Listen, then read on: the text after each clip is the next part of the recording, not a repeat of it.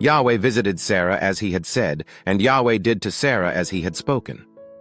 Sarah conceived and bore Abraham a son in his old age at the set time of which God had spoken to him. Abraham called his son who was born to him, whom Sarah bare to him, Isaac. Abraham circumcised his son Isaac when he was 8 days old, as God had commanded him. Abraham was 100 years old when his son Isaac was born to him. Sarah said, "God has made me laugh. Everyone who hears will laugh with me." She said, "Who would have said to Abraham that Sarah would nurse children? For I have borne him a son in his old age." The child grew and was weaned. Abraham made a great feast on the day that Isaac was weaned. Sarah saw the son of Hagar the Egyptian, whom she had borne to Abraham, mocking. Therefore she said to Abraham, "Cast out this handmaid and her son, for the son of this handmaid will not be heir with my son, even with Isaac." The thing was very grievous in Abraham's sight on account of his son. God said to Abraham, "Don't let it be grievous in your sight because of the boy and because of your handmaid. In all that Sarah says to you, listen to her voice. For from Isaac will your seed be called. Also of the son of the handmaid will I make a nation, because he is your seed." Abraham rose up early in the morning and took bread and a bottle of water and gave it to Hagar, putting it on her shoulder, and gave her the child, and sent her away. She departed and wandered in the wilderness of Beersheba.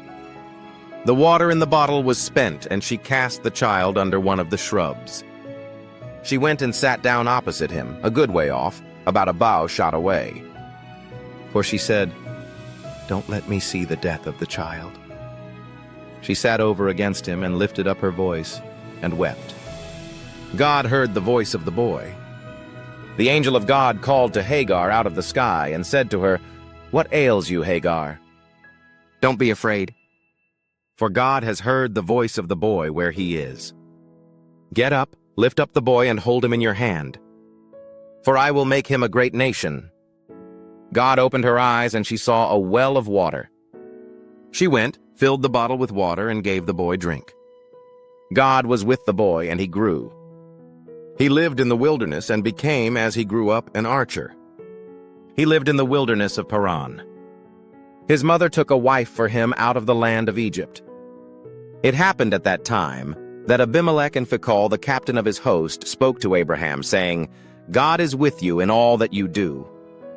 Now therefore swear to me here by God that you will not deal falsely with me, nor with my son, nor with my son's son. But according to the kindness that I have done to you, you shall do to me, and to the land in which you have sojourned." Abraham said, "I will swear." Abraham complained to Abimelech because of a water well, which Abimelech's servants had violently taken away. Abimelech said, "I don't know who has done this thing. Neither did you tell me, neither did I hear of it until today." Abraham took sheep and oxen and gave them to Abimelech. Those two made a covenant. Abraham set 7 ewe lambs of the flock by themselves. Abimelech said to Abraham, "What do these 7 ewe lambs which you have set by themselves mean?" He said, "You shall take these 7 ewe lambs from my hand, that it may be a witness to me that I have dug this well." Therefore he called that place Beersheba, because they both swore there. So they made a covenant at Beersheba. Abimelech rose up with Phicol, the captain of his host, and they returned into the land of the Philistines. Abraham planted a tamarisk tree in Beersheba and called there on the name of Yahweh, the everlasting God. Abraham sojourned in the land of the Philistines many days. If this message touched your heart, don't forget to like and subscribe to the channel.